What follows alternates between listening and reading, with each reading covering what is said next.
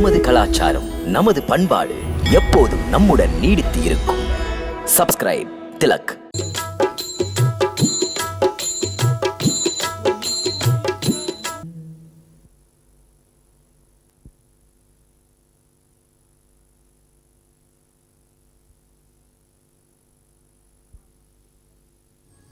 அம்மா சீதா, முறைப்படி கௌரி பூஜை செய்.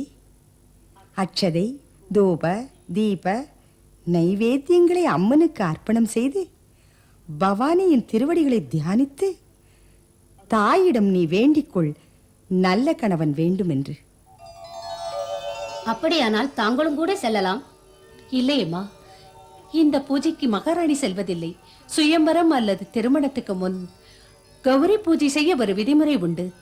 அந்த முறைப்படி கன்னி பெண்கள் தான் செல்ல வேண்டும். அந்த மாதா மங்கள சொரூபிணி. அங்குள்ள பகவதி வடிவமே குமரியின் வடிவம்தான். குமரிகள் பூஜை செய்தால் மன விருப்பங்களை நிறைவேற்றும் வரத்தை கௌரி தேவி வழங்குவாள். ஊர்மிளா, மாண்டவி, சீதையுடன் நீங்களும் போய் வாருங்கள். வா அக்கா.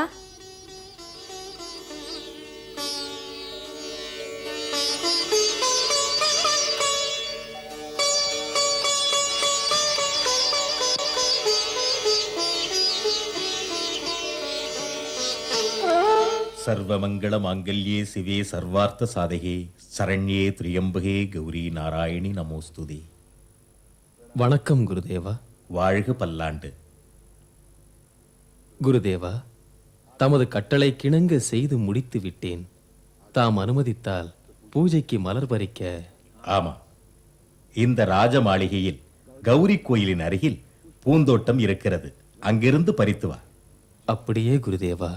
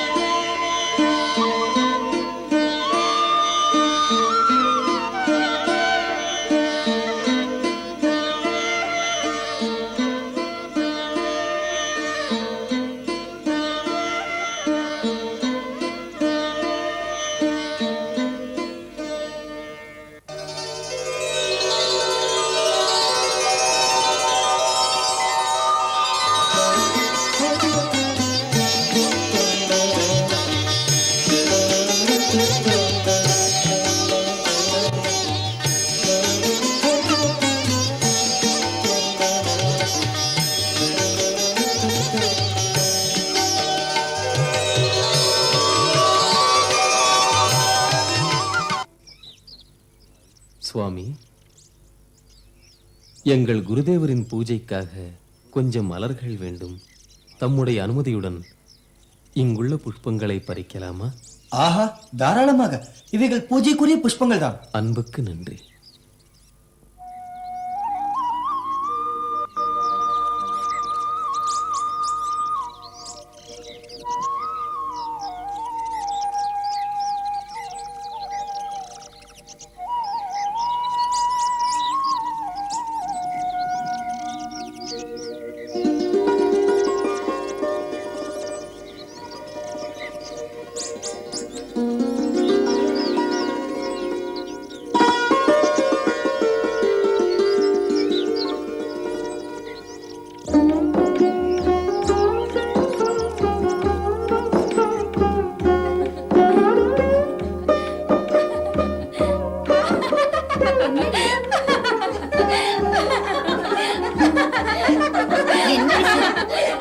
என்னடி வெண்ணிலவை கண்ட அலை போல துள்ளுகிறாய்?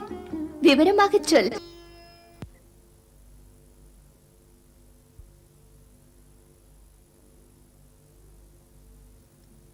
செல்வம் சீதா, உன் விழியால் அந்த அழகனை காண. ஆஹா, செல்வம் சீதா, அந்த ஓவிய அழகன் தன் காவிய எழிலால் இந்த ஜனகபுரியையே கொள்ளை கொண்டான். போகலாம் சீதா. ஆஹா, இல்லை.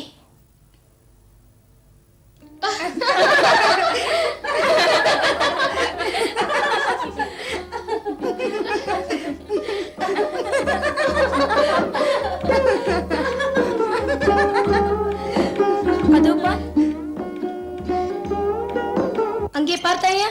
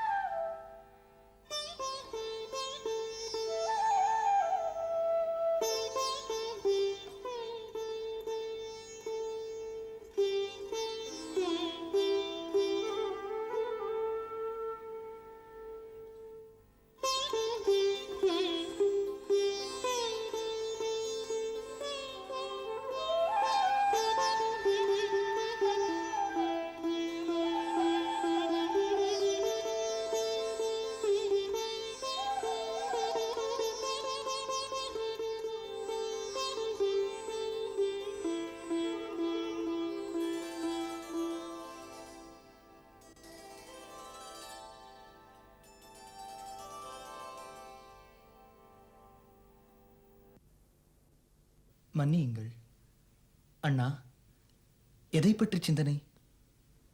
ஒன்றுமில்லை லக்ஷ்மணா. இப்படியொரு நிலைமையில் பார்த்ததே இல்லை தங்களை. அமைதி இல்லாமல் இருக்கிறீர்களே.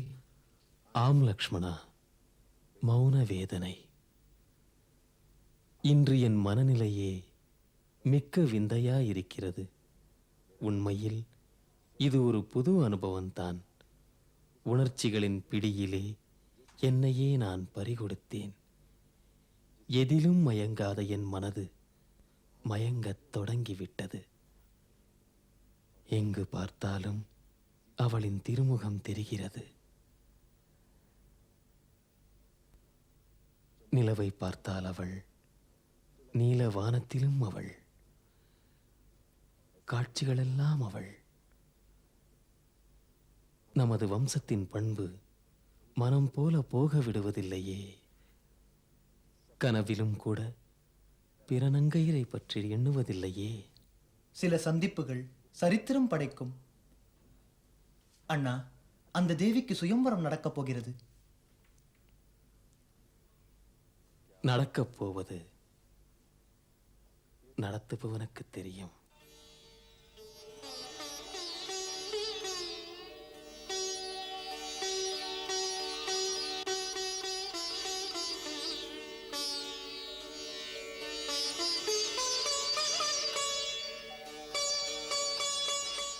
ஊர்மிளா, சுனந்தா நல்ல ரசிகைதான்.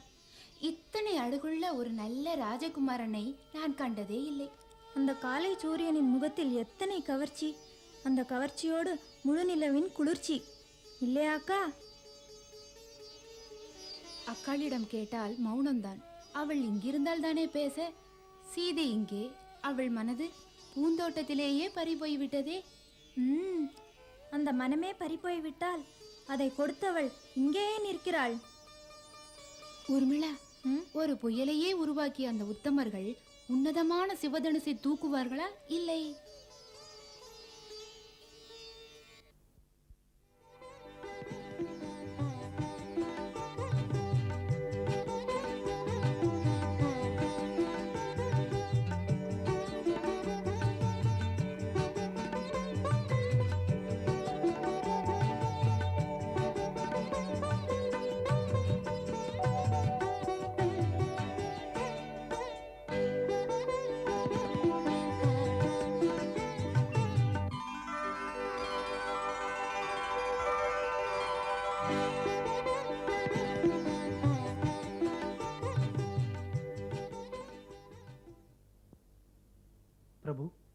யோசனை? ஒன்றுமில்லை லக்ஷ்மணா. விழிமூடி விழித்திருந்தால் வெற்றி விழா காட்சி. சுயம்பர போட்டியிலே தாங்கள் வென்றதற்காக மாமன்னர் ஜனகரின் அவையிலே தாங்கள் எழுந்தவுடன் அரசர்களுடைய அரச குமாரர்களுடைய எழில் முகங்களின் ஒளி குன்றியது. காலை கதிரவனின் முன்னால் கலையிழந்த நட்சத்திரங்களாக. நான் உறுதியாக சொல்லுகிறேன், இன்றைய போட்டியிலே வெற்றி என் பிரபுவுக்குத்தான். லக்ஷ்மணா, போட்டி நடக்கும் போது உணர்ச்சிகளுக்கு இடம் தரக்கூடாது. அடக்கமும் தன்னம்பிக்கையும் ஆற்றலை தருகிறது.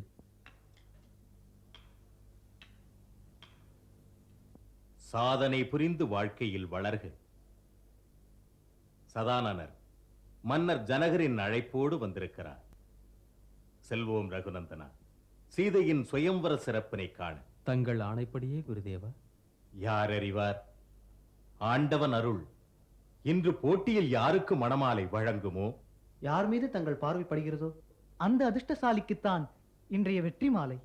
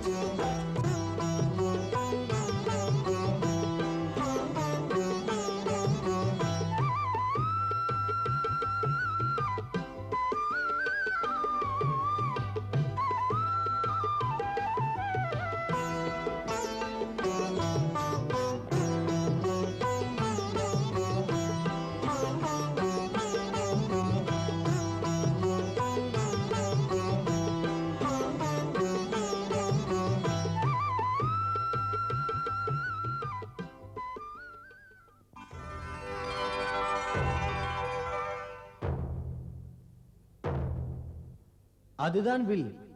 அதை எடுத்து வளைப்பது எனக்கு அரிய செயலா? அரிதா இல்லையா என்று அதை எடுக்கும் முன் புரியாதே. என்ன பெரிய வில்! ஊரே சொல்கிறது அதை மிகப்பெரிய வீரனும் எடுத்து வளைக்க முடியாது என்று. அவன் வீரன் அல்ல, சக்தியற்றவன். போட்டியில் வெற்றி எனக்கே. நான் சென்றால் பூங்கொடி போல் தூக்கி எறிவேன். நீங்கள் மெதுவாக எழுந்து போகும் முன்னால் அதை நான் எடுத்து வளைத்து விட்டால் வளைத்த கையை ஓடித்து விடுவேன்.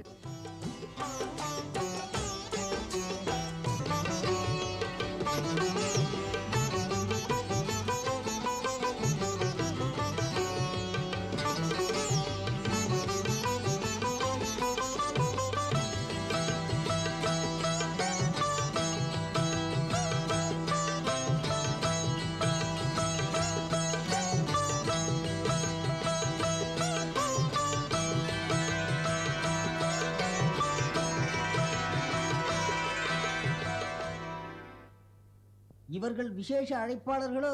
எழிலரசி சீதையின் திருமணத்திற்காக முன்னாலேயே முடிவு செய்யப்பட்டவர்களோ இந்த இருவரில் ஒருவர்? என்ன வெறும் கண் துடைப்புக்காக நம்ம அழைத்தார்கள்? நிகழ்ச்சி ஏதற்கு சாட்சி? ஏனென்றால் மன்னரே எதிர்கொண்டு அவர்களை அழைக்கின்றாரே. அது பிள்ளைகளுக்கல்ல, பெரியோர் விஸ்வாமித்திரருக்காக. அந்த பிள்ளைகள் வேடிக்கை பார்க்க வந்திருக்கிறார்கள். பார்க்கட்டுமே, அந்த பிள்ளைகள் எங்கே? இந்த சிவதனுஸ் எங்கே? வணக்கத்துக்குரிய குருமார்களே, வருகை தந்திருக்கு மன்னர்களே, மன்னர் மைந்தர்களே, உங்களை வரவேற்கிறேன். என்னுடைய அழைப்பினை மதித்து எல்லோரும் இதழைக்கு வருகை தந்திருக்கிறீர்கள். அன்புக்குரிய உங்களை அடிபணிந்து வணங்குகிறேன்.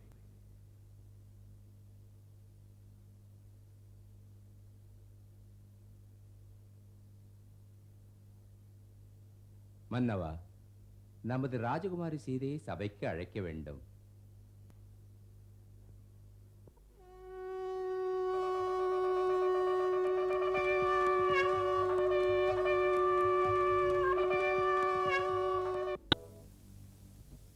இப்போது எமது அறிவிப்பாளர்கள் மன்னரின் நிபந்தனையை சபை முன் எடுத்து வைப்பார்கள். கேளுங்கள், கேளுங்கள். வருகை தந்த மன்னவரே, எங்கள் மன்னர் மகள் ராஜகுமாரி சீதையின் திருமணத்துக்கு ஒரே நிபந்தனை. எந்த ஒரு வலிமை உள்ளவன் இந்த சிவதனுசை எடுத்து வளைத்து வில்லிலே ராணேற்றுகிறானோ அவனுக்கே ராஜகுமாரி மணமாலை சூட்டுவாள்.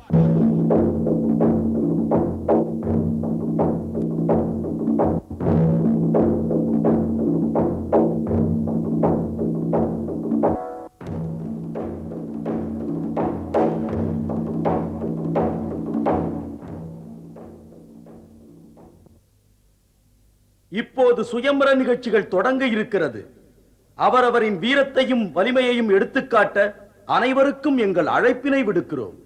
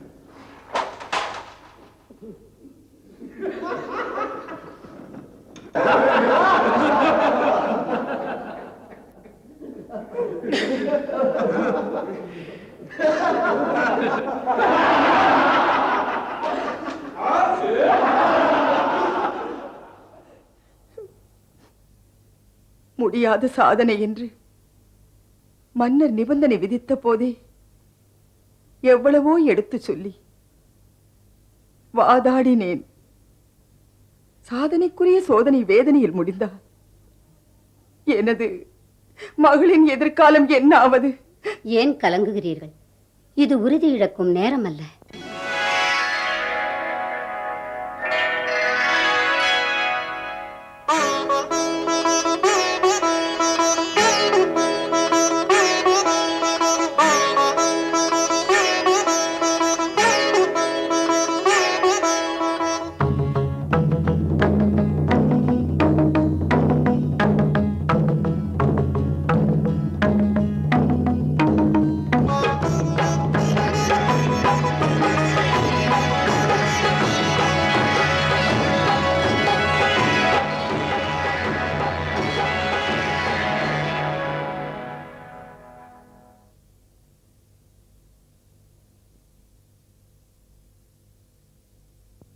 போதும் போதும் விடுங்கள். இந்த போட்டியை கேலிக்குரியதாக்காதீர்கள்.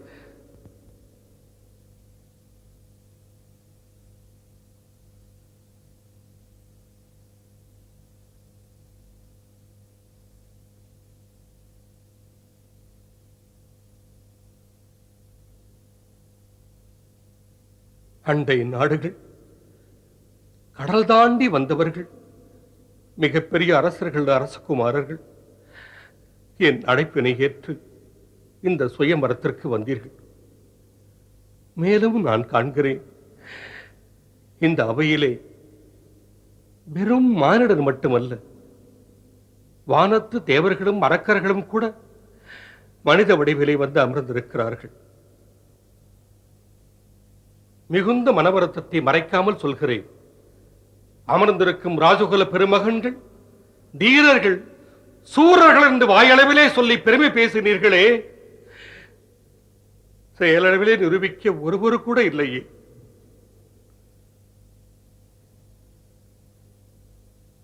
சீதையைப் போல சிறந்த பெண்ணுக்கு வீரத்தால், ஆண்மையினால் அரிய சாதனை புரியும் தீரன் ஒருவனை தேர்ந்தெடுப்பதற்கே இப்படி ஒரு நிபந்தனை வைத்தேன்.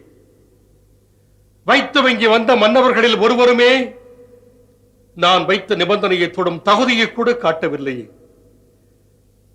இந்த சிவதனுசை எடுத்து வளைப்பதோ நாணேற்றுவதோ இருக்கட்டும், ஒருவரும் அசைக்க கூட இல்லையே.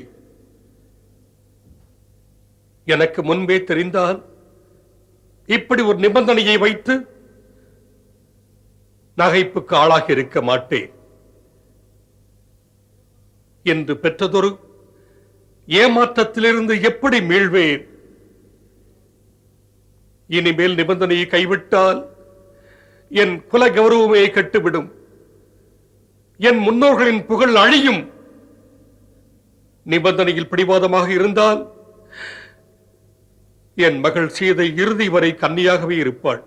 அவளை என்றும் கன்னியாக்கிய பாவம் என் தலையில் சூழும்.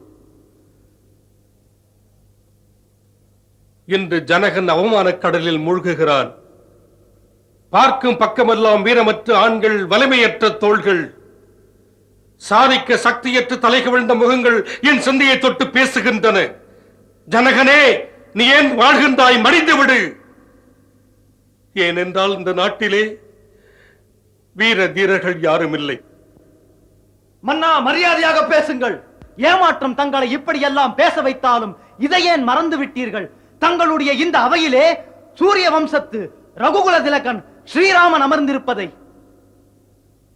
மன்னர் ஜனகரே, எந்த சபை முன் ரகுவம்சம் பெற்ற ஒரு சிறுவன் அமர்ந்திருந்தாலும் அந்த சபையில் இந்த அளவுக்கு வார்த்தைகளை சிந்த எவனுக்கும் துணிவு வராது.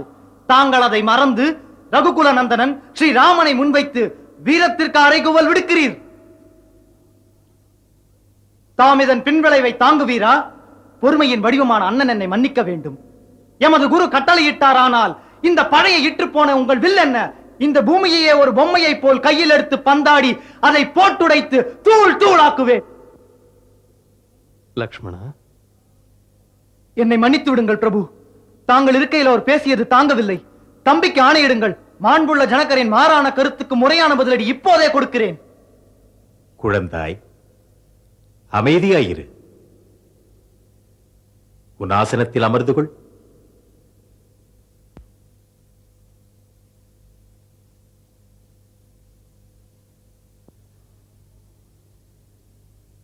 யாரையும் அவமதிக்கும் எண்ணத்தில் விமர்சிக்கவில்லை.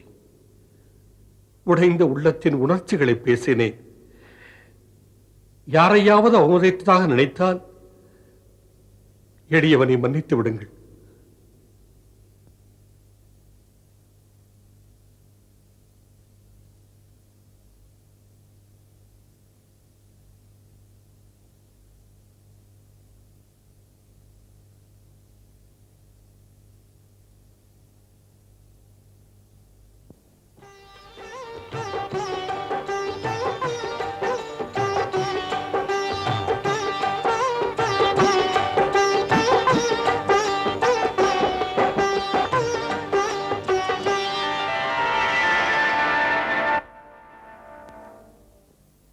அதோ அதோ ஆண்மையின் அற்புத வடிவம் வருகிறதா? அந்த மலையை தூக்க ஒரு எலி வருகிறது.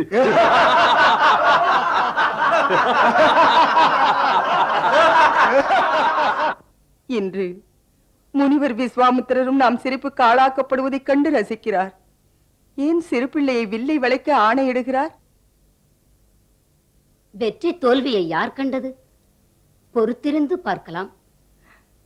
எதை பொறுப்பது? அரசருக்கு சிந்தனை பழுதுபட்டதின் விளைவா இது? சிறிய பிள்ளைக்கு பெரிய சோதனை. எந்த வில்லை எடுத்து வளைக்க மகா மகா வீர பிரதாபசாலிகளுக்கும் சக்தி இல்லையோ, அதை பூ போன்ற மென்மையான பிள்ளை ஒருவன் வளைக்க முடியுமா? முதலிலேயே நாம் சிரிப்புக்கு இடமாக்கப்பட்டோம். இன்னும் சிரிப்பதற்கு இடம் தருகிறாரே மன்னவர்.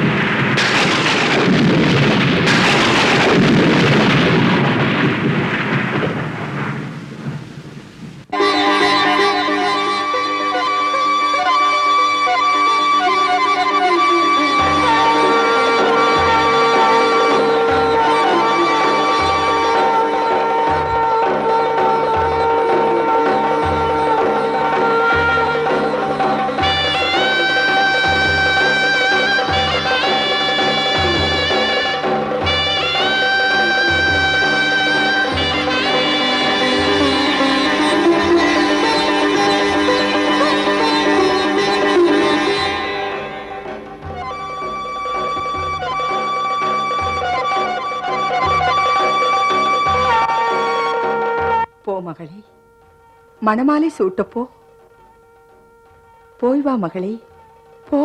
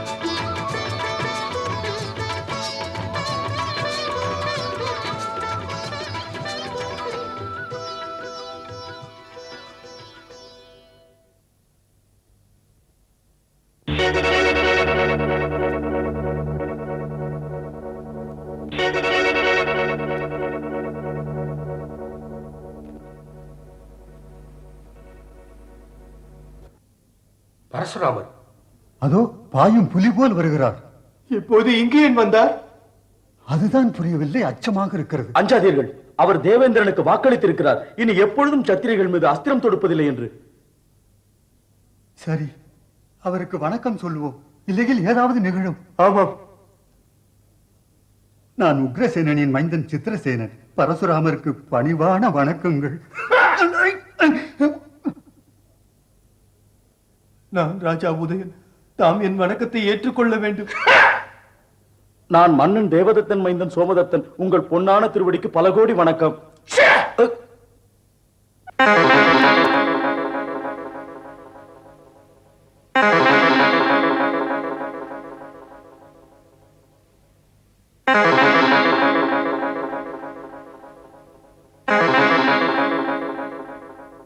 நான் ஹரஸ்வரோமாவின் மைந்தன் ஜனகன்.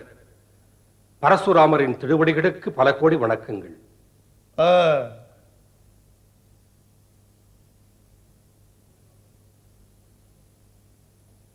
இவள்தான் எனது மகள் சீதை. தம்முடைய ஆசைகளை யாசிக்கிறாள். சௌபாக்கியவதியாக வாழ்க.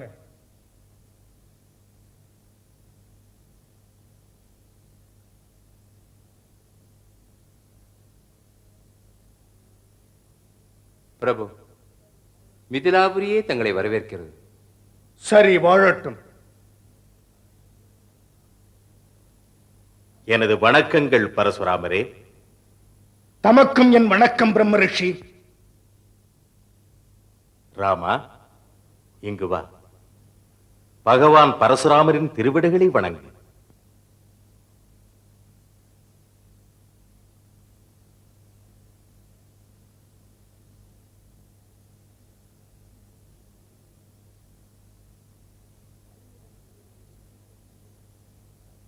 அறிமுகம் செய்யவில்லையே இருவரையும். தம்மை அனைவரும் பகவான் என்கிறார்கள்.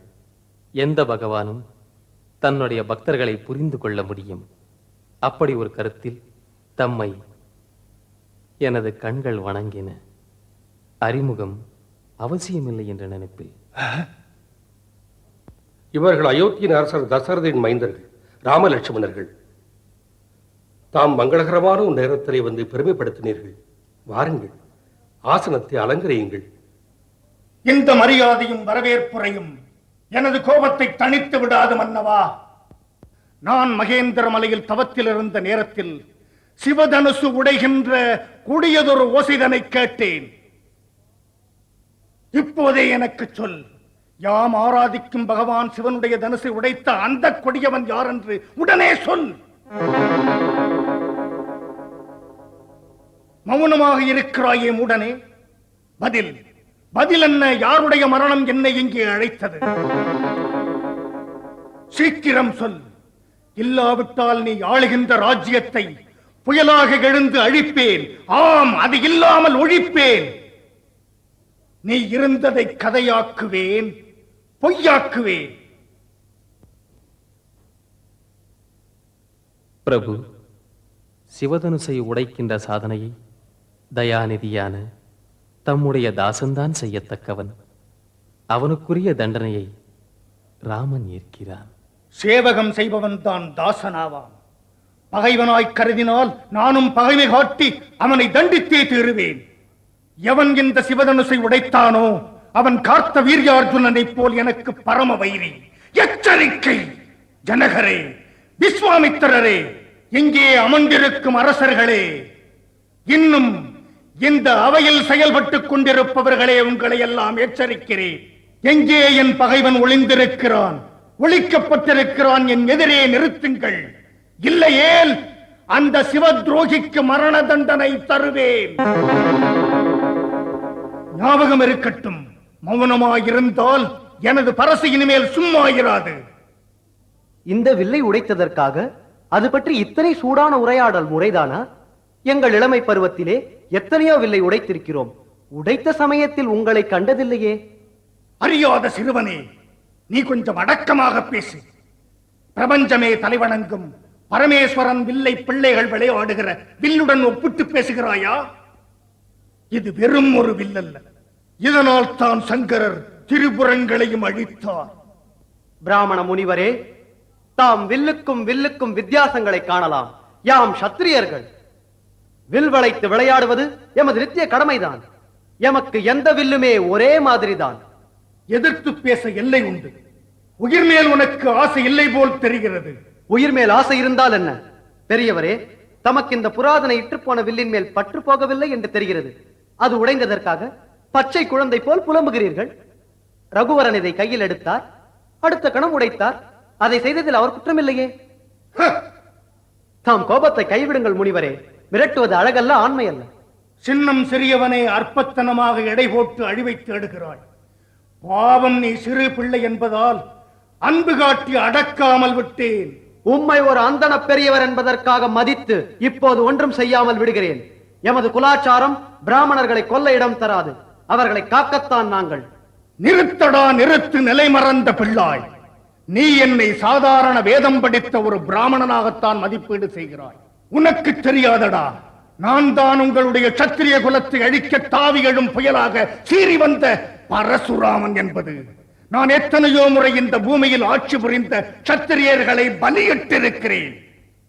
சத்திரிய மன்னர்களை அழித்து அதம் செய்து இந்த பாருலகை பன்முறை பார்ப்பனருக்கு தானம் செய்திருக்கிறேன்.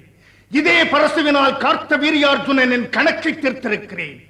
இந்த பரசுவை மறுபடியும் சத்திரிய ரத்தத்தை ருசி பார்க்க தூண்டாதே. ஆத்திரப்படுத்தி உன் ரத்தத்தினால் என் பரசு பசியடங்க செய்து விடாதே. தாம் பேசி பேசி அச்சுறுத்துகிறீர்கள். ஆண்மையற்ற சின்னஞ்சிறு பாலகனாகவே இன்னும் என்னை மதிப்பிட்டு மிரட்டி விரட்டிவிட எண்ணுகிறீர்கள். பிராமண வீரரே, வீரம் என்னும் எஞ்சியிருந்தால் வீரத்தை பேசாதீர்கள். பரசுவிலே காட்டுங்கள். அச்சம் உங்களை இன்று ஆட்டி வைக்கிறது. மோதுவதற்கு நீங்கள் பயந்து வாதமிட்டு சாதிக்க மிக பெரும் வார்த்தைகளை தேடுகிறீர்கள். விஸ்வாமித்திரரே, நீங்கள் இந்த பிள்ளையின் உயிரை காக்க நினைத்தால் உடனே என் பார்வையிலிருந்து போகச் சொல்லுங்கள். தாம் கண்களை மூடிக்கொள்ளுங்கள் பிரபு. பார்வைக்கு தெரிய மாட்டேன். விஸ்வாமித்திரரே, இவனுக்கு என் கோபத்தின் விளைவுகளை எடுத்துச் சொல்லும்.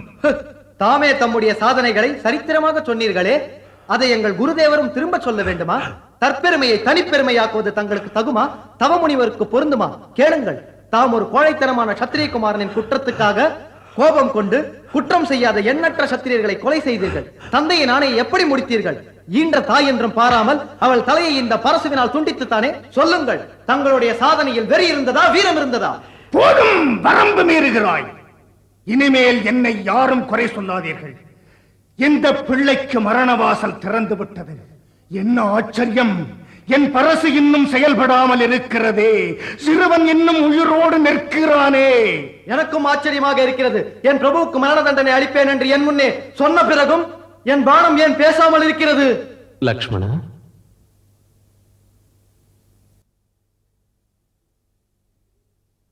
முனிவரே, பிள்ளையிடம் குற்றம் கண்டு பெரியோர் கோபிப்பதில்லை. சாந்தமடையுங்கள் பெரியவரே. நீர் சும்மா இரும் விஸ்வாமித்திரரே. தமக்கு இது பெருமை அளிக்காது முனிவரே. ஏதோ சிறு பிள்ளை புரியாமல் சொன்னால் குரு மாதா பிதா குறையாக நினைக்கிறதில்லை, குழந்தையை தண்டிக்கிறதும் இல்லை.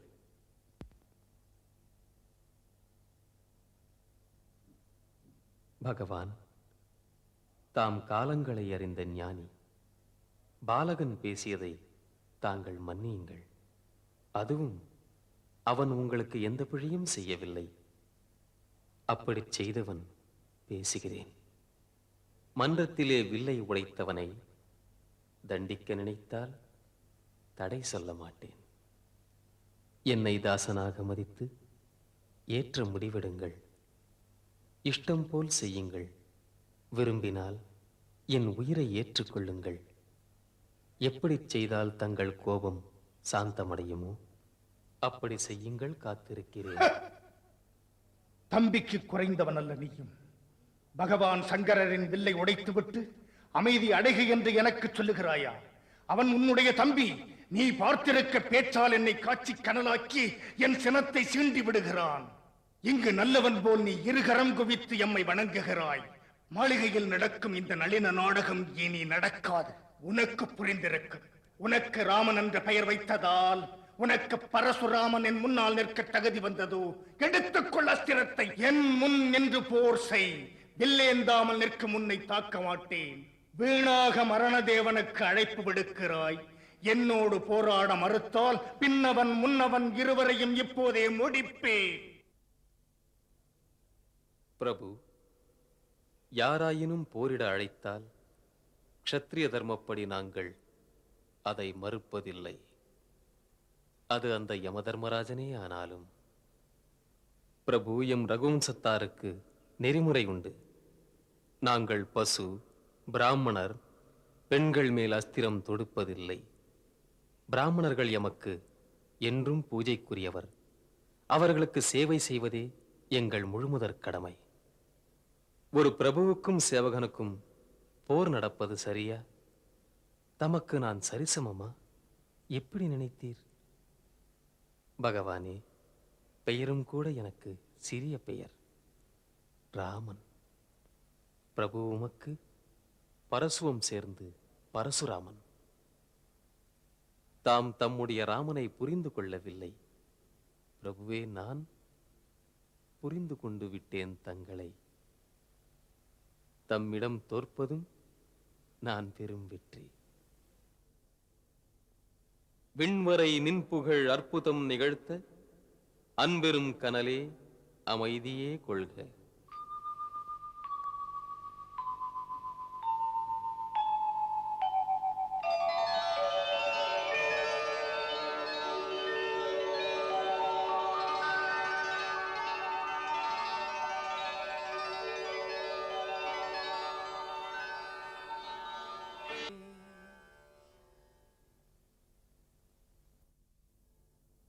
ராமா, ஏற்றுக்கொள். இந்த வில்லை மாமுனிவர்கள் என் பிதாமகரான மகரிஷி ரிஷிகரிடம் ஈடு வைத்திருந்தார்கள். இந்த விஷ்ணுவின் வில்லிலே நீ பாணத்தை தொடுத்தாயானால் என் மனத்திலே சந்தேகம் மறையும். எனக்கும் நீ யாரென்று புரியும்.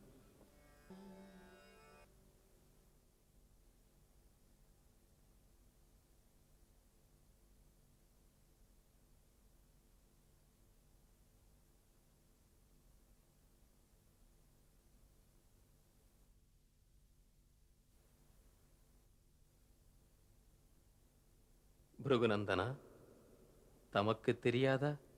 இந்த விஷ்ணு தனுசின் பானம் வீணாக்குவதற்கல்ல. மேலும் தாங்கள் பிராமணர். அதோடு நீங்கள் குரு விஸ்வாமித்திர சகோதரியின் பேரன். அதனால் இந்த பானத்தை தங்கள் மீது தொடுக்க மாட்டேன். தாமே சொல்லுங்கள், இந்த பானத்திற்கு எது பலி? தம்மிடத்தில் மனோவேகத்தில் எங்கும் சென்று வர சக்தி இருக்கிறது, அதுவா? அல்லது கடுந்தவம் புரிந்து பெற்ற புண்ணிய பலன் இருக்கிறது, அதுவா?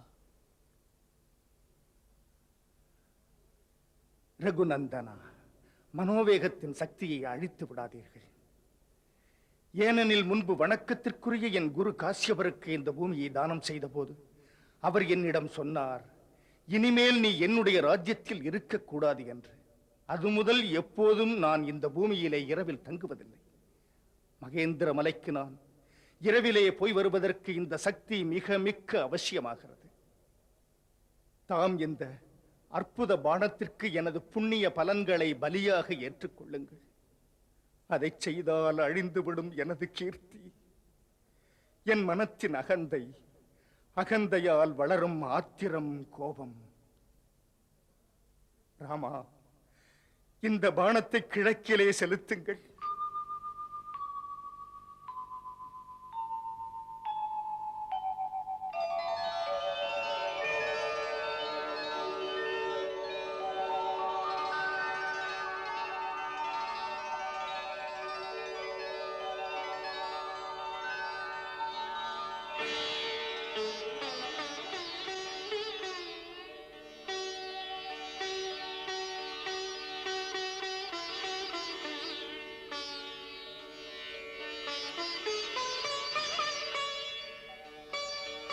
ரகுகுல திலகனே, உங்களுக்கே வெற்றி.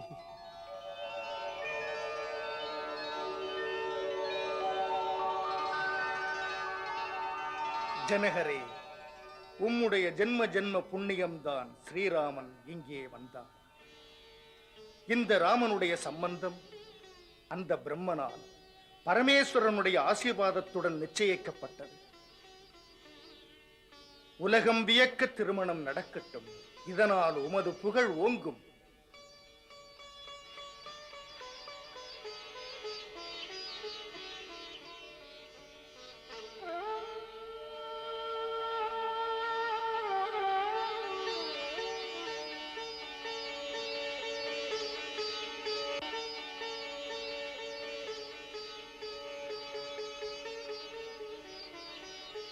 ராமா, உன்னால் நான் இன்று உயர்ந்து விட்டேன். மைந்தனாக என்னை கருதி பாசமும் பரிவும் காட்டுங்கள். வரம்பு மீறி இருந்தால் மன்னித்து விடுங்கள். இந்த அடக்கமே உன்னை வாழ்த்தும். பிரம்ம ரிஷி, உங்களுடைய அன்பினால் ஸ்ரீராமன் வில்லை ஒடித்து நான் வைத்த நிபந்தனையை முடித்து என் தலைநிமிர வைத்தான். இனி செய்ய வேண்டியதென்ன? ஆணையிடுங்கள். மிதிலைக்கரசே, இந்த திருமணம் வில்லோடு இணைந்திருந்தது. அந்த வில் ஒடிந்ததும் விவாகம் முடிந்து விட்டதே. இருந்தாலும் பரம்பரையாக வரும் குல வழக்கப்படி உன்னுடைய மூத்தோர்கள் வழிகாட்டும் குருமகான்களின் ஆலோசனைப்படி நன்றாக திட்டமிடு. அதோடு அயோத்திக்கு தூதனுப்பி மன்னன் தசரதனுக்கு தெரியப்படுத்து. சீதாராம கல்யாணத்தை முடிக்க ஜனகபுரிக்கு வாருங்கள் என்று.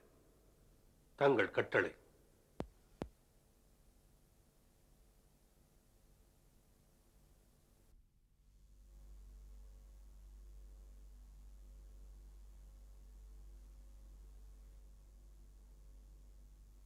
நீடூழி வாழ்க. நலமோடு வளர்க. இருவரும் இத்தனை மகிழ்ச்சியில் என்ன விஷயம்? தந்தையே, மிதிலையின் மன்னர் ஜனகரின் தூதர் ஒருவர் தங்களுக்கு ஒரு சுப செய்தியுடன் வந்திருக்கிறார். மன்னர் ஜனகரின் செய்தியா? பெரியண்ணா ராமனின் செய்தி. மைந்தன் ராமனின் செய்தியா? அவன் நலம்தானே? நலமோடு இருக்கிறார் அம்மா. அண்ணன் அவருக்குள்ள பேராற்றலை போரிலே காட்டியிருக்கிறார். ஆரியாவர்த்தத்தின் மிக பெரும் மன்னர்கள் வீர ராஜமைந்தர்கள் தோற்று போய்விட்டார்கள். அப்போது எங்கள் அண்ணன் ராமன். சத்ருகுணா, எல்லா விஷயத்தையும் ஒரே மூச்சில் சொல்கிறாய். அண்ணா, ஒரே மூச்சில் சொல்லாவிட்டால் எனக்கு வயிற்று வலி வந்து விடுமே. அட, பெரியம்மாவும் வரட்டுமே. அவர்களுக்கு சொல்லி அனுப்பியிருக்கிறோம், வந்து கொண்டிருக்கிறார்கள். என்ன விஷயம்? ராமனின் செய்தி என்ன? அதை கேட்டால் பெரியம்மா நீங்கள் மகிழ்ச்சியில் துள்ளி குதிப்பீர்கள். முதலில் சந்தோஷத்தை தாங்க ஆயத்தமாகுங்கள். ஆகட்டும் அப்பா, தாங்கிக் கொள்கிறேன். கண்மணி ராமனின் செய்தியை உடனே சொல். 2 செய்திகள். ஒன்று முனிவர் விஸ்வாமித்திரருடையது, இன்னொன்று மன்னர் ஜனகருடையது. அதில் முதலில் எதை சொல்ல போகிறாய் தம்பி?